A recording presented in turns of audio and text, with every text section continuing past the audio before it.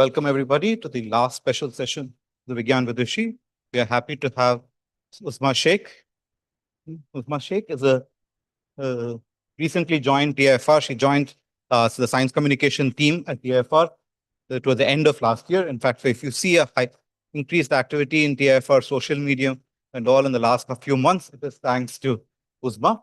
Uzma started her journey in science. Started a journey in science. She did a MSc in microbiology from St. Xavier's Institute, Bombay. Then she worked for a while at the Homi Bhabha Centre for Science Education. She is a designer in this one for an illustrator. She's a freelance. She does a fair amount of designing and illustrator. She's in fact the designer for Anandi, a very popular Marathi medium newsletter, science newsletter one. And she's most interested in communicating science and explaining the joy of science to others. We're happy to have Uzma speak here, talk about Make Science Speak.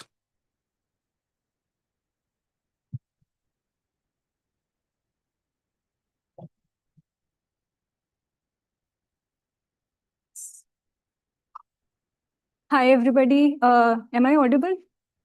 Yeah? Okay. So the topic for today's session, and we would try to do that towards the end. But before that, I would kind of open a window for you into science communication, what the word means, how to get into science communication, what are the people who are working. We'll hear stories about some people who are actually doing science communication, what are the skills involved, etc. So briefly, this is the outline.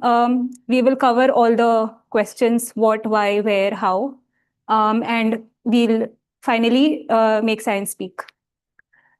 Yeah, so the what and why in science communication. So what is science communication and why is it important? So before I actually tell you what science communication is, do you want to try out some defining it? Anybody?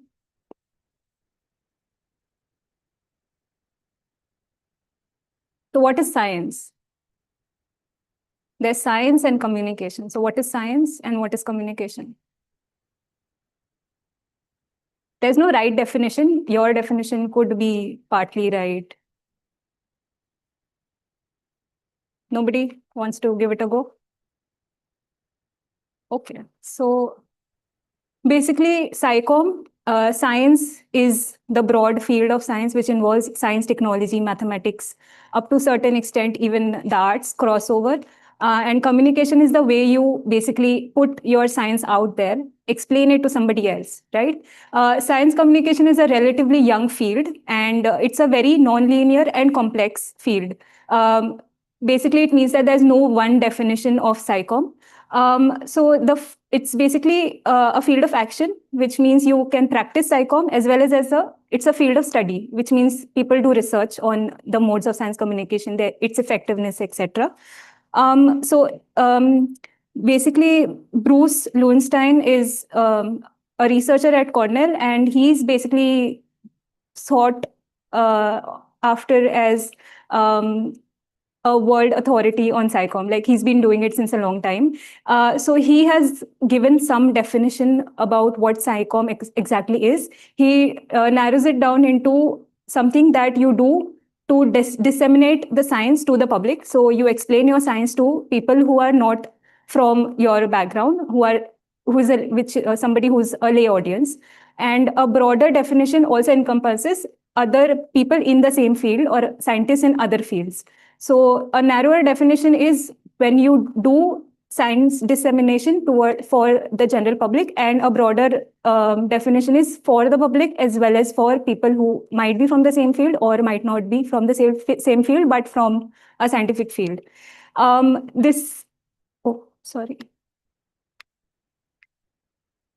Yeah, so he calls psychom as a complex mix of social processes which involves a lot of logical reasoning. It involves funding situations, institutions, historical contingencies through which reliable knowledge, scientific knowledge, is collectively produced and shared. So why does psychom matter? if you know this guy, Brian Cox, he's basically a BBC presenter for astronomy content, and he's a theoretical physicist. So he has this opinion that people who do not understand science do not value science. So if I don't know about climate change, I don't know the concept of climate change, I might just think that somebody who might be a world authority on climate change is just giving his opinion. I might not agree to it, and it's fine, which actually everybody knows that it's not how it should be. So SciComm basically affects a lot of things. The first of which is funding and how people perceive science, which also helps you build policy around science. Also, public decisions depend on scientific literacy. Consumerism, for example, if you're opting to buy something, it might have a background in scientific literacy, which an example could be Tetra Packs versus plastic packaging. So, or maybe eco-friendly packaging versus plastic packaging. Also, because there's a rise in information, there's also a rise in misinformation and pseudoscience, which should be addressed by effective science communication. And inclusive communication strengthens the public's trust in science. So if you're probably communicating climate change to an audience and you're not including community-related examples, a person might not be able to correlate with what you're trying to communicate. So it's very important to communicate science in a way which includes your target audience, right? Effective science communication involves including people while you're making a draft, for example, for an article, it could be a podcast, etc. Yeah, so we move on to the who and where. So who are these people who communicate the science, and where do you see this science being communicated? So science communicators come from varied backgrounds. They could be researchers or scientists, people here in TIFR, you guys. They could be people from the media, journalists, freelance writers. They could be from media houses. They could also be artists, filmmakers, people who design exhibitions, educators, which includes teachers in schools and colleges, and outreach. They could also include policy advisors, because government policies around public discourse also involve science policies. And they could also be data translators. So all of these people have a common goal, which is connecting society to science. Yeah, I would like to draw your attention to a few things that we do at TIFR. So there's a platform called Eureka Alert. It is managed by AAAS, and it is basically a news release dissemination platform. So the research that goes on at TIFR, we also post about it in a easy to understand format on this platform. You could just type Eureka Alert on Google and you'll be able to see they have a lot of inputs from different fields and different institutes around the world. TIFR, Mumbai, Hyderabad, even NCBS, I think, post on this. Oops. Yeah, and you know about Chanwai, I guess. It's the science outreach and popularization platform of TIFR Mumbai. We also have a lot of science cafes in other TIFR centers like NCBS, ICTS, etc. also have their own takes on Chanwai. This happens every Sunday. Every alternate Sunday it's in person, and the other alternate Sundays it's online. Yeah, so where do we see SciComm happening? So there are different domains, which means basically what kind of institutes, organizations have a SciComm, can have a SciComm role or a SciComm activity base. So it includes research institutes and universities, museums, science centers, media houses, publishing, NGOs, startups, and edtech platforms.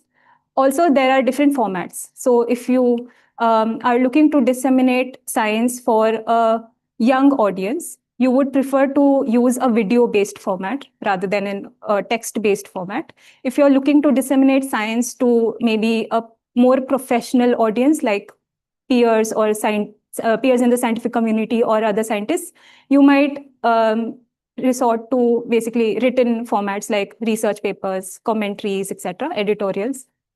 So I have broken down the formats into 4 major types. One is the literary, which includes all the written formats. Then the creative, which includes all the audio-visual formats.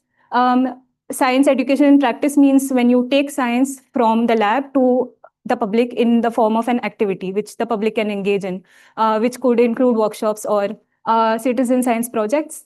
And the last is science communication and research and governance, which includes the more professional and official modes of science communication, which includes research papers, policy briefs, etc. I am confused. Yeah.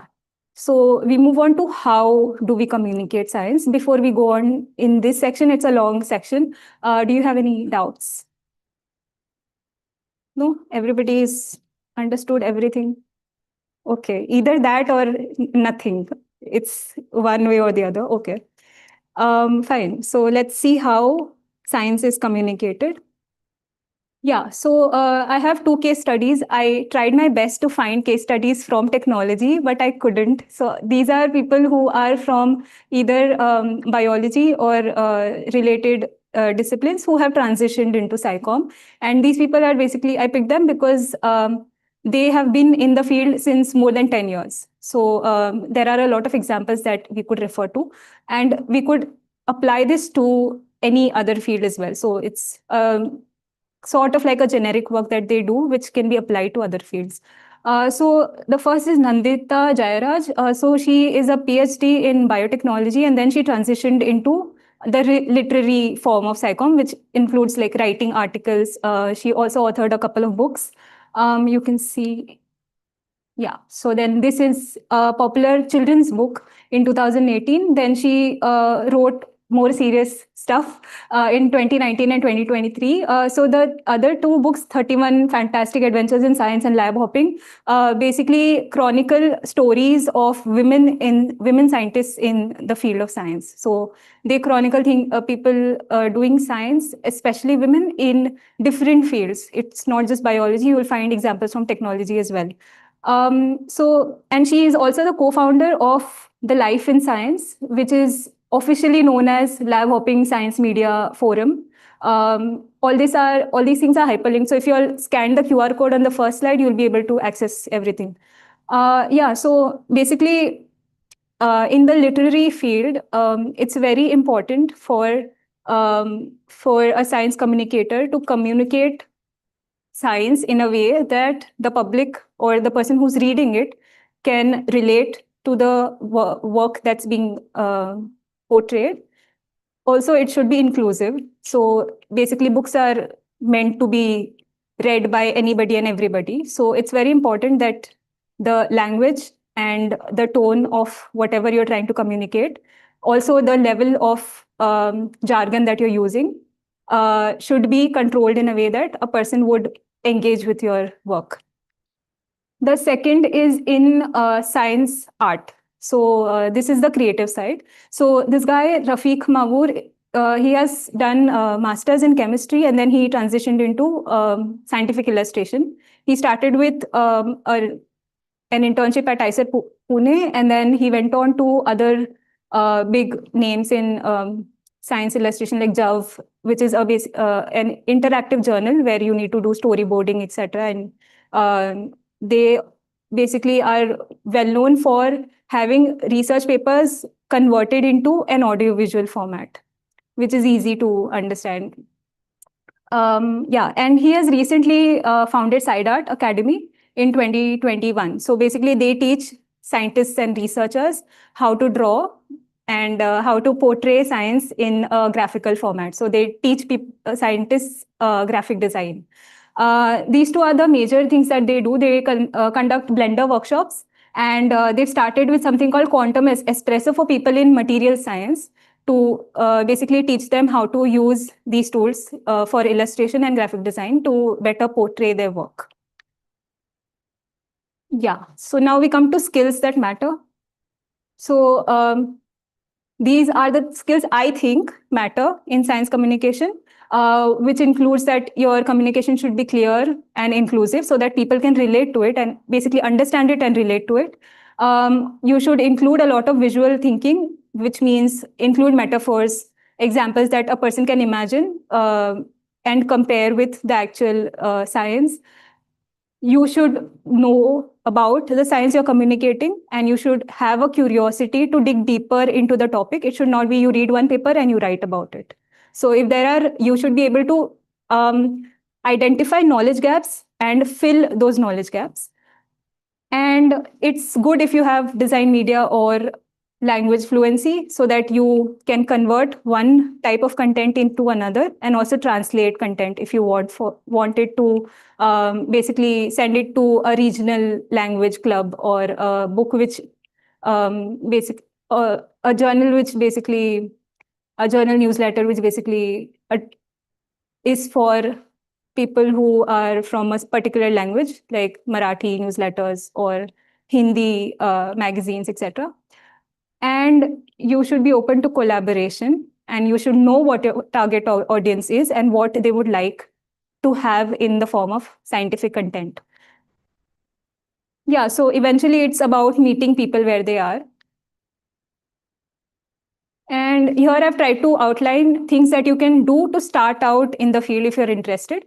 So you can do a lot of, there are a couple of internships that you can do in India. There are some fellowships, which means they are internships that pay you.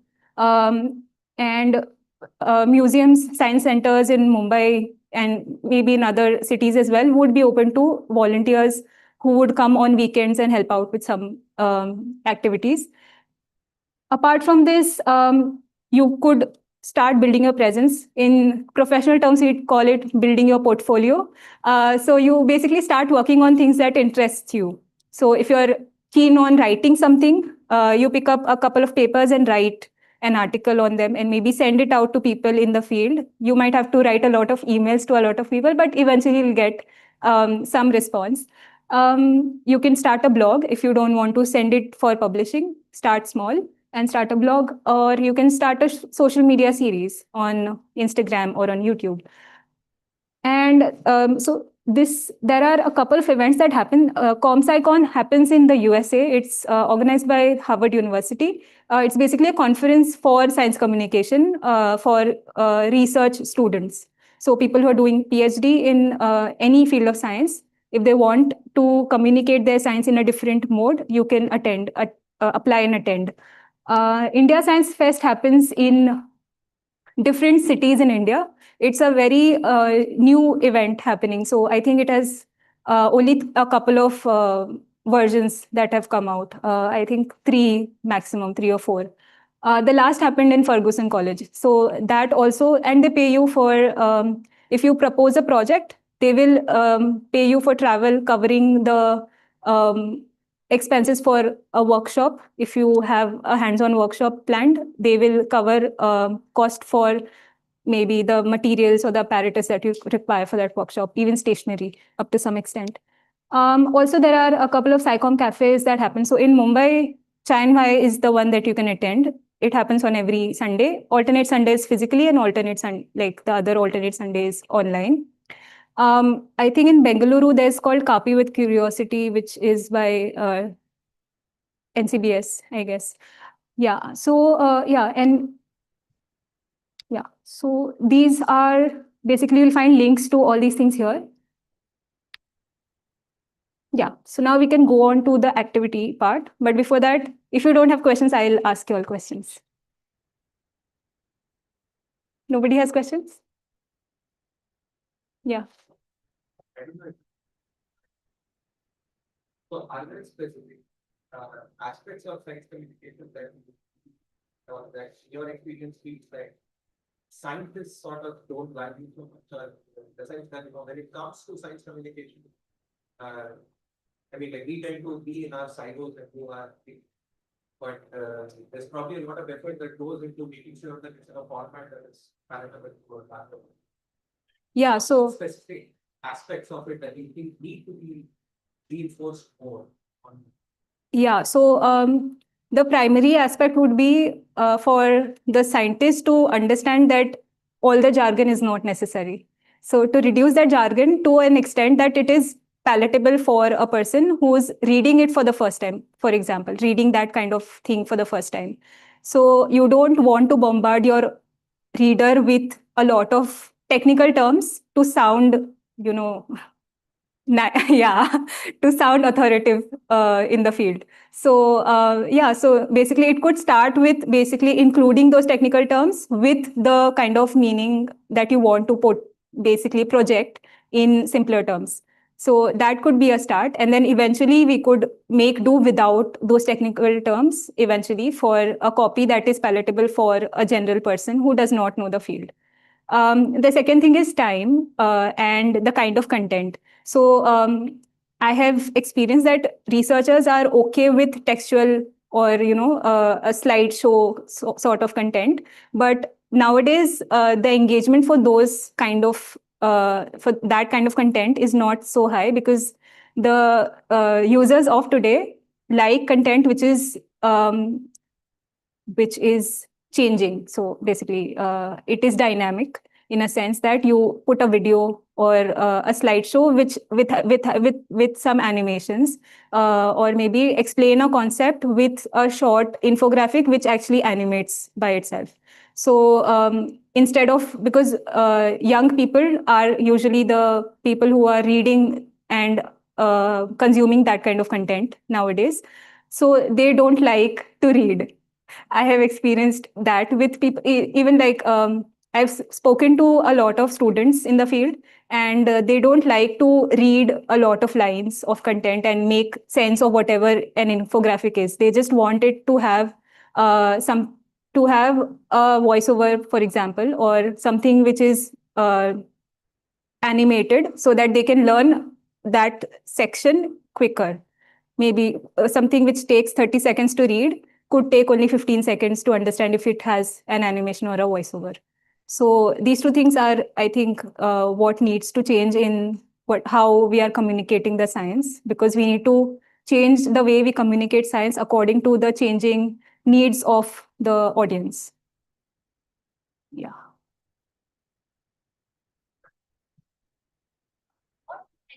Scientists have a larger audience. I mean, if there is scientific study where there be people and they will do whatever they want, what is the incentive that the stand person have in a small 10+K understand? Yeah, so as I said, a lot of government policies also depend on how you put out your science. So if you're just communicating your science with the people in your field, it's not going to reach the other people who are not from your field and who might be, for example, I'm Ratan Tata, and I want to fund something in technology, but I don't know about it because it's not coming to me. There's a paper which I'm not reading, or the people in my office who tell me where to invest, they are also not reading. It will come to my notice if it comes in a well-known newspaper as a headline, for example.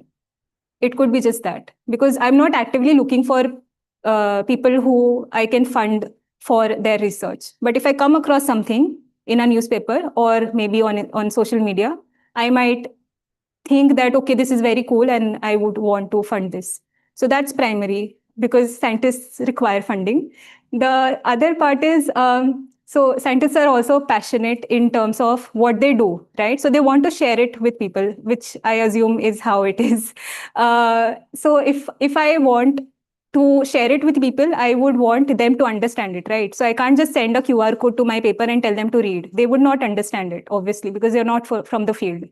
So for them to appreciate the science and for them to know what goes behind something as simple as lights, okay, they would get an idea only when they consume scientific content. And they can't consume content and understand it if it's not written for them. Okay, so if it's written for scientists, scientists would be able to understand it. but I might not be able to understand it if I'm not from the field. So yeah.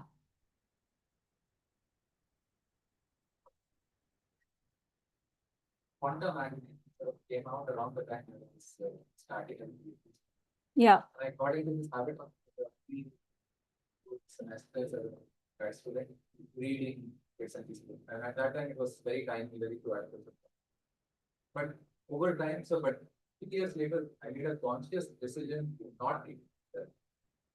And the primary thing that put me off by the articles in the magazine and my whatever limited exposure I have had to communication around the science is that many of these articles speak less about science and more about scientists.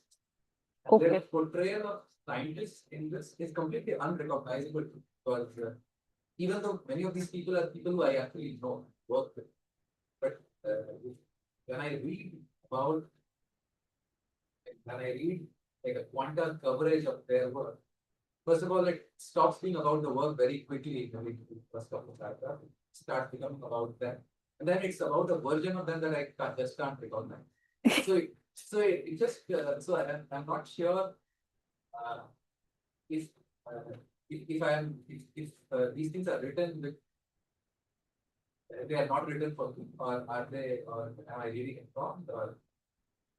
But there seemed to be a mismatch, and Yeah. So it is very possible for a person to not, feel that the content is not catering to me. So because the writer is in consultation with the scientist if it's about their work, and sometimes the writer has a say majority for the majority of the work, but sometimes if the scientist wants some parts elaborated, it's up to them. So basically it's a mutual work.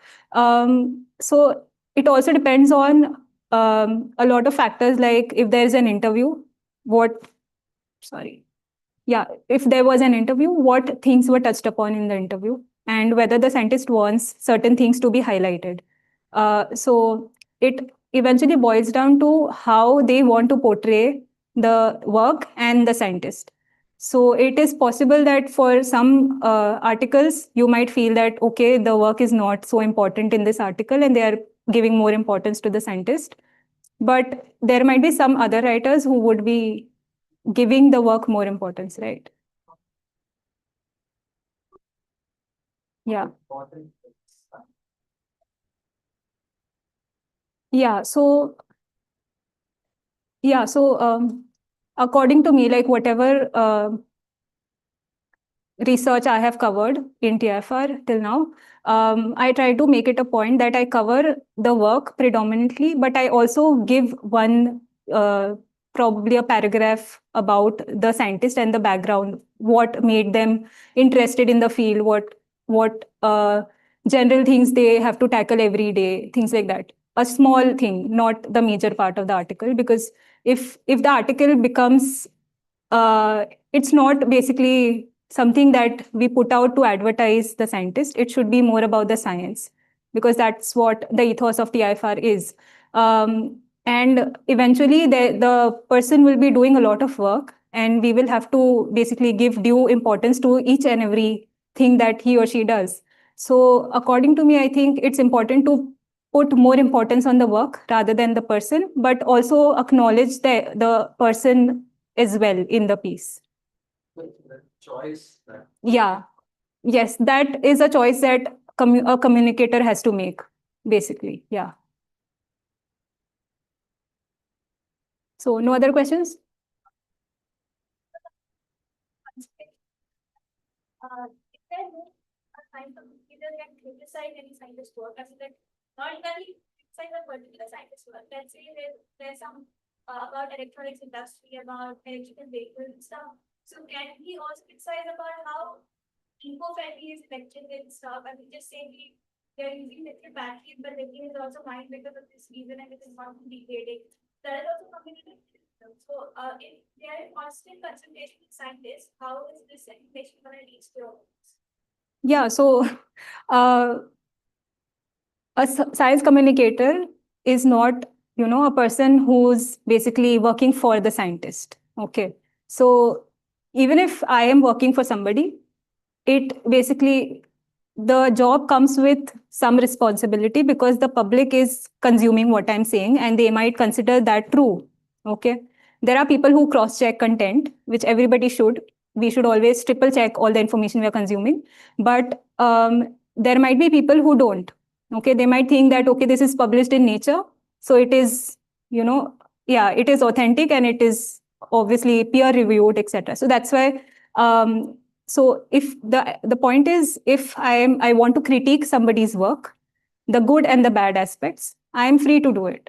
It is my choice. Okay. But when I put that thing out there for the public, I should ensure that what I'm saying is verifiable, because then I'll get into trouble if it's not. Okay. Then other people would critique my work. Okay. So there should always be a balance between what you're saying and it should be put out in a nice way, and it should be verifiable in the end. So even if like it does not sit well with somebody, but it's verifiable and it's true, it is fine, I think. Yeah. Okay. Right. So something which we faced, the TIFR was trying to get hold of some big time science communicators in the country to come and spend like 5 months or 6 months in a year at TIFR. But we had issues doing such a thing. One of the reasons being, if we have a science communicator here, they essentially become they get paid money by TIFR. So they have a conflict of interest. If we are asking them to write good things about us, whereas as a science communicator, that's not their job. Their job is to communicate. So these are issues that do come up then. Yeah. Okay, so now we will make something called as a Zine. It's a very, so people in school also do it. So you just have to fold paper and then pick a topic that you like and a scientific topic. You can pick something else as well. And you want to explain that topic to a target audience in those pages only, how many folds you make on paper. Okay, so yeah. So you need to take a sheet of paper and fold it. You can just make like an accordion fold, or you can fold it in any way, like make a book, etc. So yeah, let's start.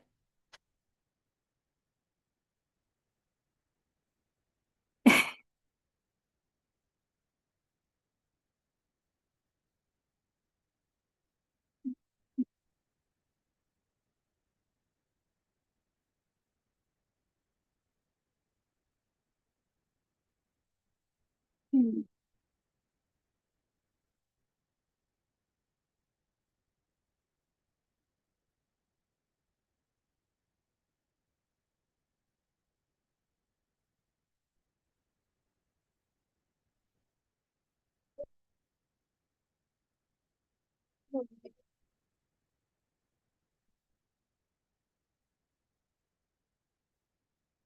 Yeah, you can fold it in any way. Like, how you make a origami fan, you can fold it like that to have 4 panels, or you can just fold it, divide the paper into halves, two to three times, and cut some parts to make a booklet sort of thing.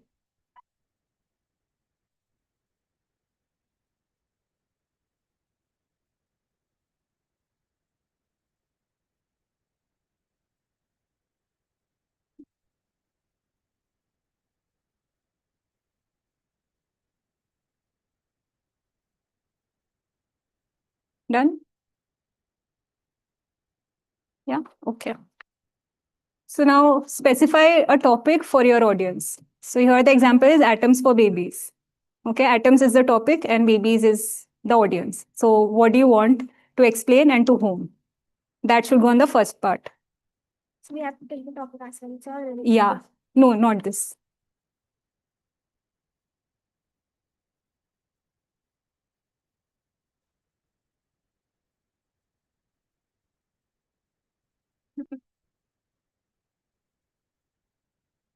Fine, it's fine if it's not perfect.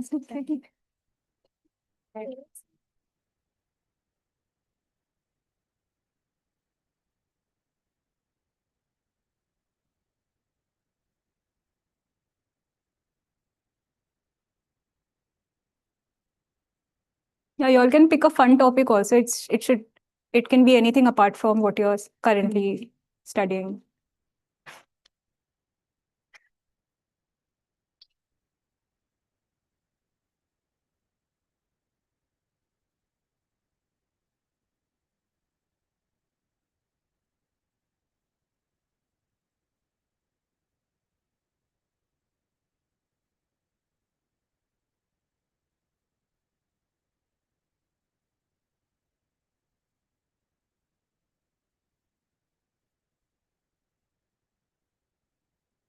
Yeah, it could be social media for dummies, anything.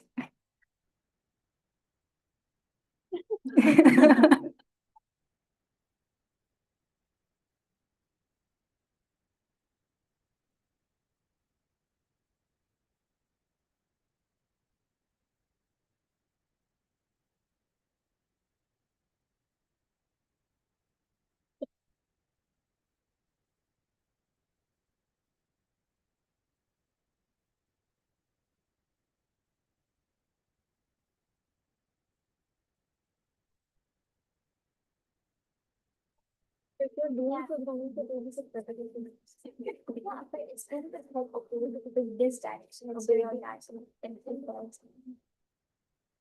I've seen that book is like electrical engineering for babies and has like gates and stuff. Oh, that.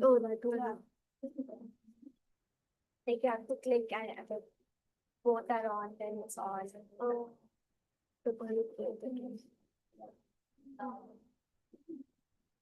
Done? Everybody's picked a topic? No? Okay. 2 minutes.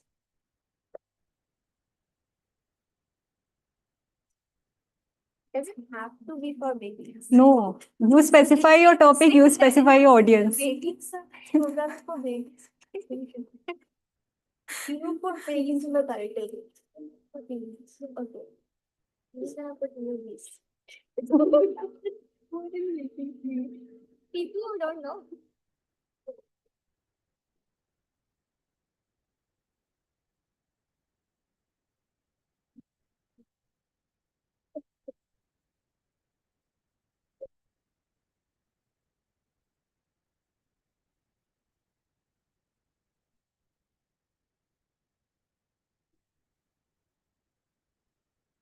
Are we done?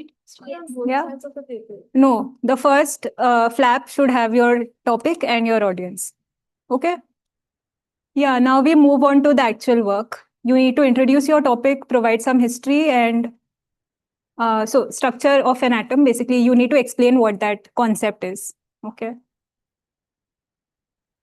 In the other flaps. So one flap should include one idea. Okay. How many ever flaps you have, you can have that many ideas. Yeah, your outline is your baby.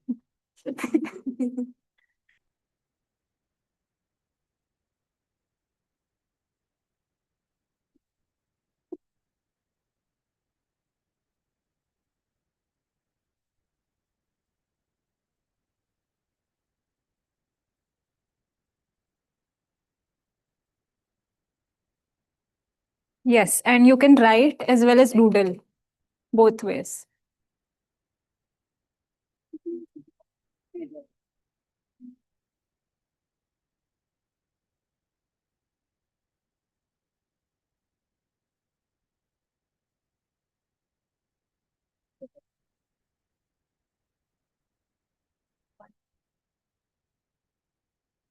Yeah, one topic, one idea per flap. Yes.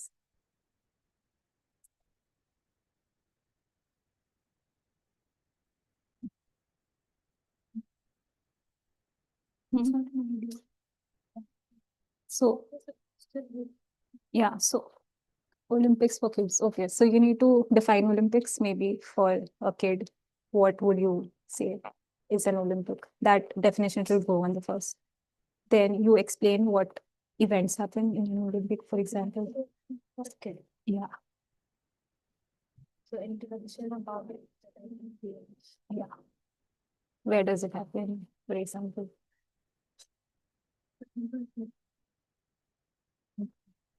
So what is it, what it is, what do you require for it? Yeah. maybe something funny.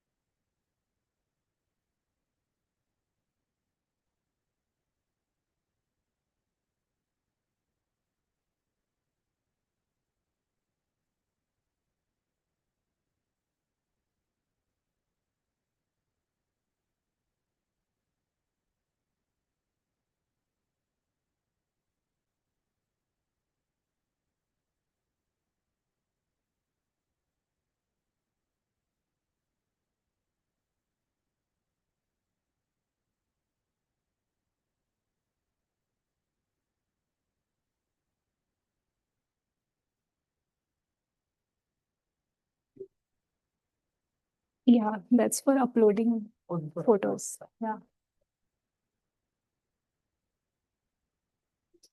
Yes. Done. After this, we have to write it here. You can write anywhere. So you can start from here, whatever you once you open the flags, you can start. Yeah. Like a book.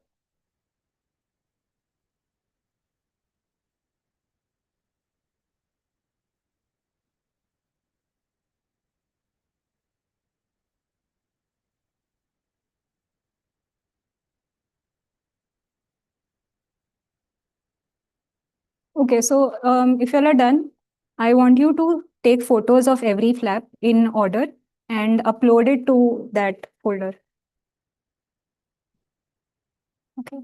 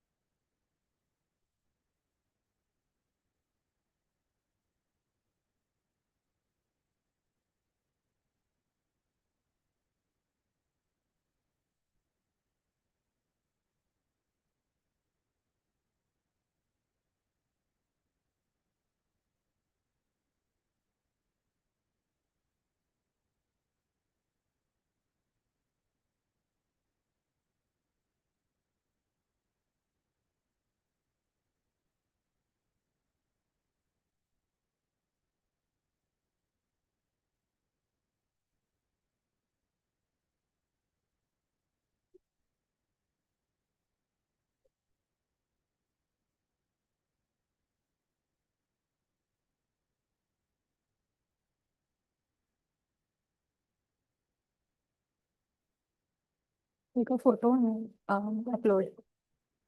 One single photo. Yeah.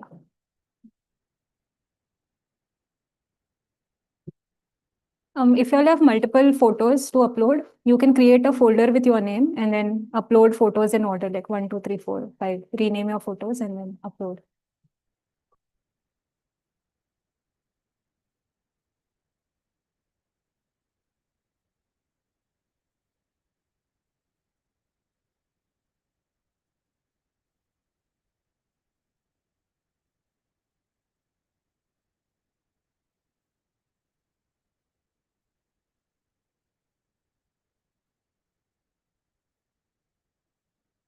Topic.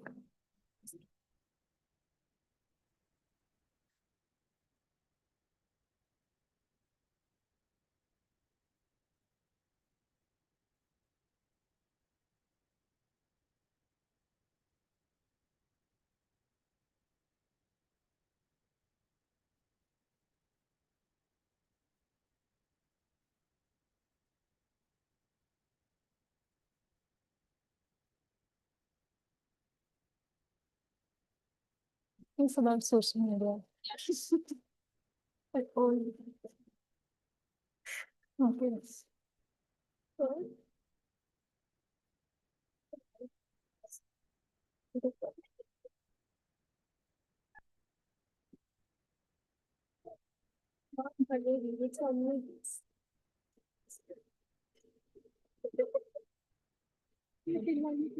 But are you done? Yeah. Yeah. Okay, if you think you've concluded, then take a photo and upload.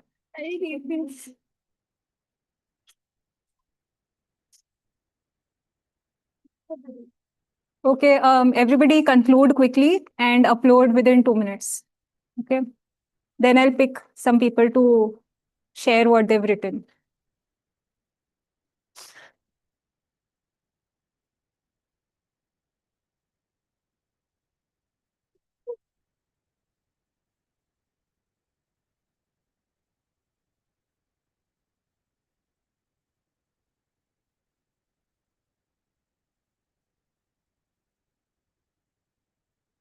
You're done? No, I'm not there. I'm not there. Acha, okay. You could ask them.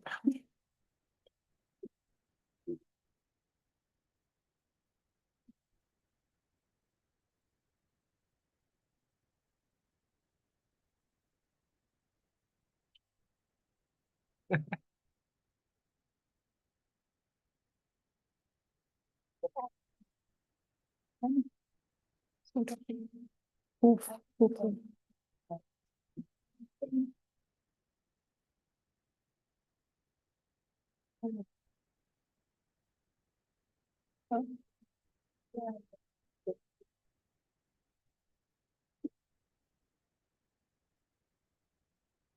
You all can start uploading now because otherwise then we won't have time for the discussion.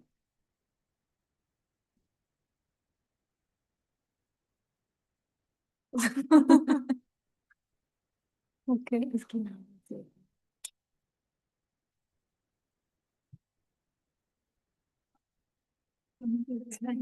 Yeah.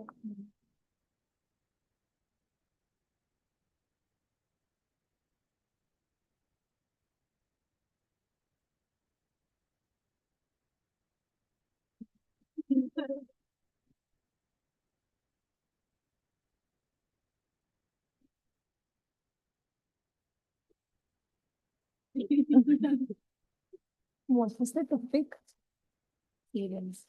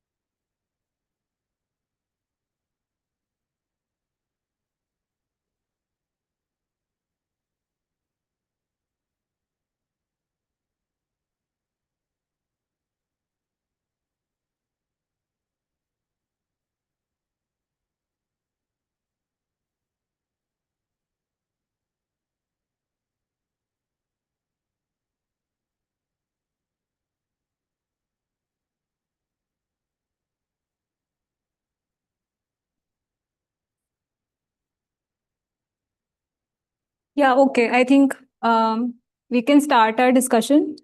Nimra. Nimra? Yes. Can you please come forward? You are writing on social media for dummies, right? Yeah, please. And yeah, who's made the Zine on finding the right movie to watch for overthinkers? Yeah, please come.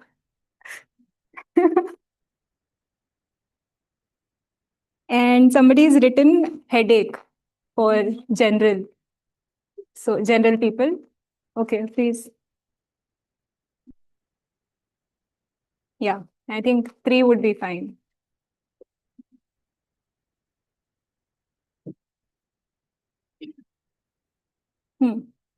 Yeah, so we can start with social media for dummies.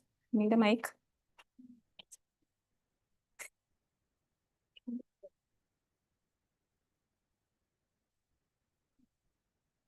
Hello.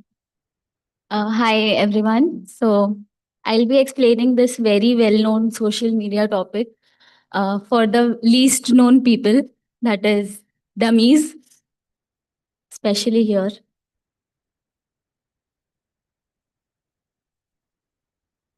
Sorry. Yeah.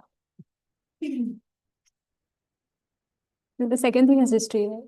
I think this was the intro. Okay. So basically, social media, it is a virtual place to talk to people and understand the events that are occurring around us, that is the world.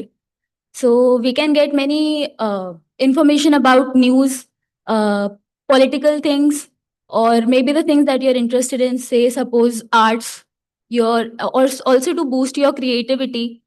So I just drew this really funny picture. There are these two people. One is from New York and the other is from Chicago, and they want to communicate with each other, and therefore, in the early days, we'll come to that part also. But now we have social media, and therefore, people from the two corners of the world, they can communicate with each other, share their ideas, and what all. I mean, whatever they want to share. So this picture basically represents that. So the names of these people are Adam and Eve. So. This is the structure of the platform. So I am sure everybody knows this.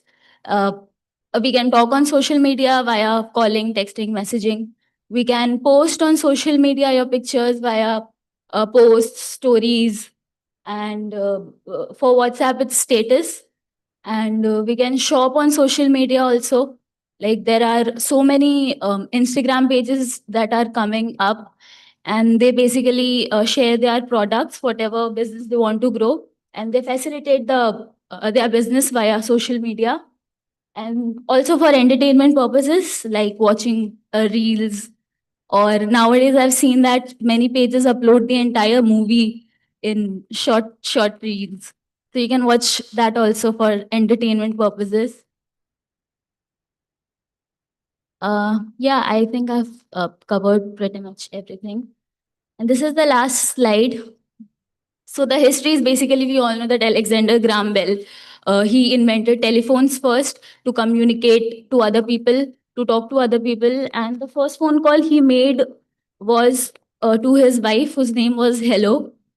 So yeah, so it was difficult in for people in America. So this is again for dummies. So that is why I took example of two people communicating from different parts of the world. That is American people want to communicate to Indian people, and therefore they want to talk. So therefore there was a need to develop such a device, and therefore he was the one who pretty much developed the whole idea of a phone. Yeah, That's but you've labeled this as history and you've given an example. Well, so that is not something which happened really, right? no, that happened really. So they were sitting in America and they couldn't No, speak no, the no, same no, language? no. That was an example. Only the Alexander part was real. I just This is again for dummies, so. Also, you've not included Alexander Graham Bell. So somebody would be like, this is a joke or what? So Alexander developed phone, the name is there. Yeah, so this is what I was speaking about when I was speaking about verifiable facts. So now she's Okay. So I have heard that since I was a kid, so I thought maybe. Okay. Sorry. yeah, it's okay. Yeah. So yeah, nice. Yeah, we can clap for her. Come, movies for overthinkers, right? Yeah, I'll just open it. Hi everyone, I'm Aditi. If I knew that I had to speak here, I would have chosen a better topic. So this is one of the many problems that I face almost every day, and it's finding the right movie for overthinkers. Okay, if you want to picture it this way, finding movies is a very overwhelming process for every one of us. Pretty sure a majority of the population struggles with it, which is why there are a load of data scientists trying to come up with recommendation engines for us so that we don't have to do all the thinking. Usually, the reasons that involve these, they might be a bit personal as well. Sometimes you're too tired after work and you don't have the energy to decide. Sometimes you have that perfectionist mentality of spending just a little more time so that you can find an even better movie. And sometimes you just have too specific of a taste where you want to find maybe specific contemporary French movies from the 90s with a happy ending. It gets too specific to you. The possible solutions that I would try to um, give you all is that maybe a movie is something that you don't need. Maybe you're in the need of a documentary, or maybe you just need to listen to a playlist. YouTube has a load of video essayists these days for all the people who are into really nuanced topics. Um, Other than that, you can always use phone a friend. You should let them take charge of your decisions. And if you don't like it, you don't like it. It's fine. Uh, Make use of your friends. Other than that, I would say that you should stop and think that, like, why are you trying to introduce noise into your life with, all sorts of mental stimulations? Maybe we are asking the wrong questions here. Maybe the question is not to find the correct movie. Maybe the question is that, uh, like, perhaps you're trying to numb your inner monologue. I think it's time you sit and journal about your worries instead of trying to watch Adam Sandler or Jack Black.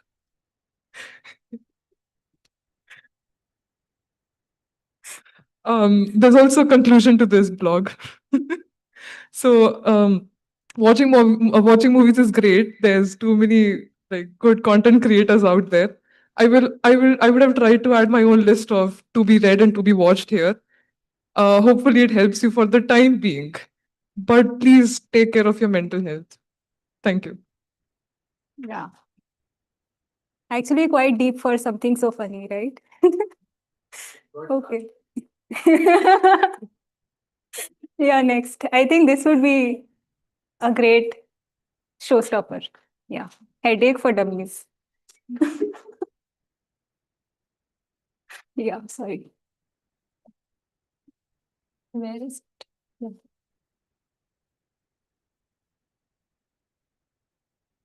Mm,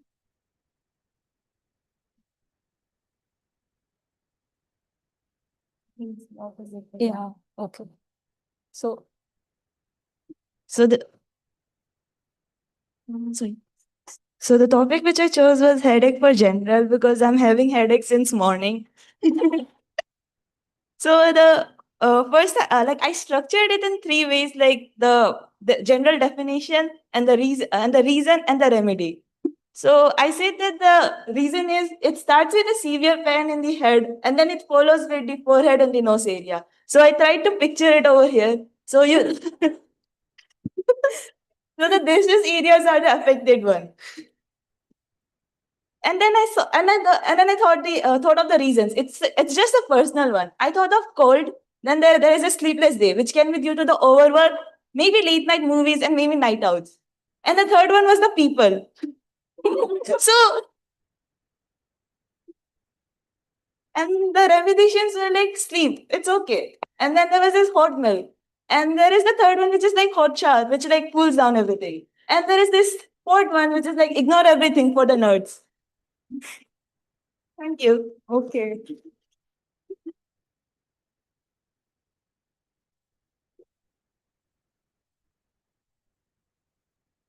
Yeah, so the whole idea of doing this was to get you to condense whatever you're thinking into a sheet of paper, onto a sheet of paper. So sometimes we basically refer to so many, papers, etc., and then we can't condense it into 1 or 2 paragraphs. But this activity would probably remind you that you can. Okay, so once you read something, you can possibly condense it into something which has importance, and you have cut short all the non-important things from it. Okay, so I don't know what the outcome of this activity was for you, but I had a lot of fun. And yeah, so hopefully you would learn from this process about brainstorming. And this is also the first step, which we call storyboarding. So if you have some concept in mind which you want to portray conceptually or graphically to an audience, you basically start with this. So you specify a topic, specify your audience, and then you lay out your outline of the topic for that particular audience. Yeah, so what was the topic? Okay, have you uploaded it? Yes? Okay, come. Oh.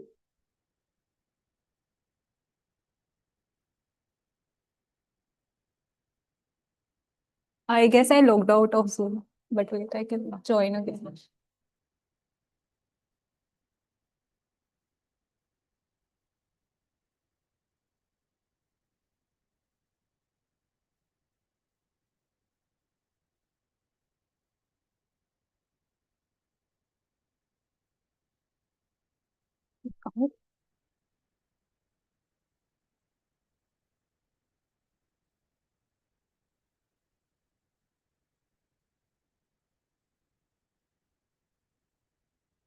Yeah, where have you uploaded?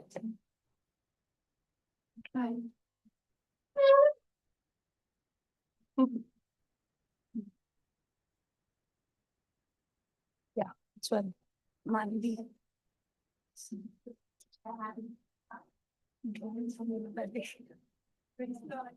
Okay, I will try to. It's not on.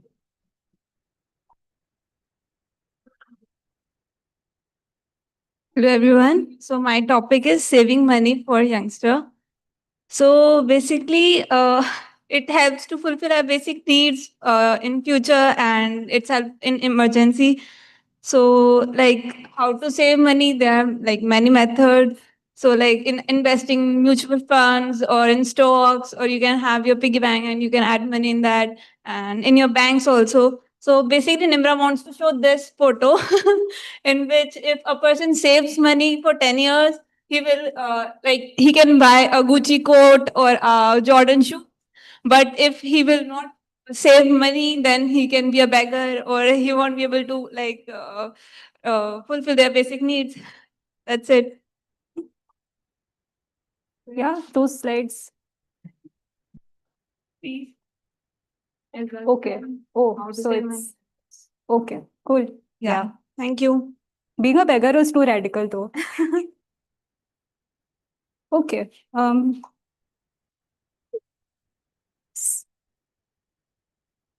Yeah. So if you want to reach out to us, there's an email. There's also, we are present on all major social media platforms as TIFR Science, and we also have a website. So if you just type TIFR SciComm on Google, you will be able to access our new science communication website, on which we upload the research that goes on at TIFR, and also about what the students and the faculty are presently pursuing. Yeah, so thanks for coming. Thanks for doing the activity. Yeah. Cool. If we have any final questions, we could go ahead, or else we can stay. Yeah. Suppose you were to write about veganism or Yeah. I don't know, some the effects that it has, what are the things that you will need from? Okay. So basically, the whole so the whole Vigyan Vidushi program, right? So I would require the list of workshops or sessions that happened, and probably like a few lines about what it was. So I think if there are abstracts, etc., it would be fine. I would also require some testimonials from the students to include, and maybe some things that the organizers would want to say about the program. So I think this should give us a good enough piece for social media as well as for the web.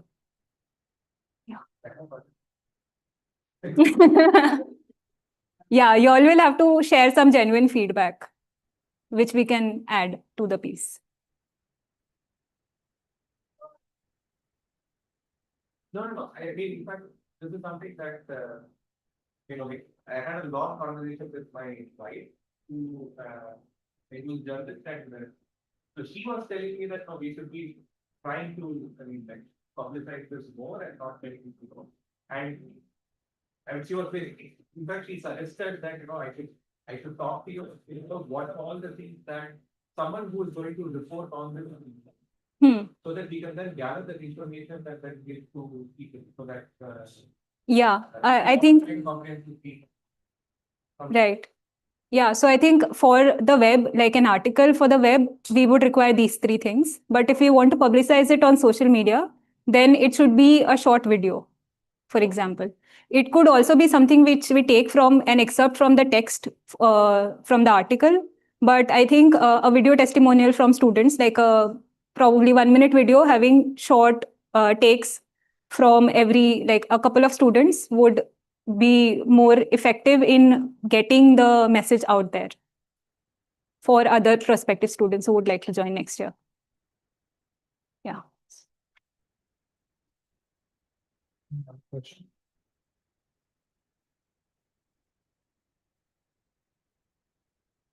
Okay. Okay, thanks, Uzma. And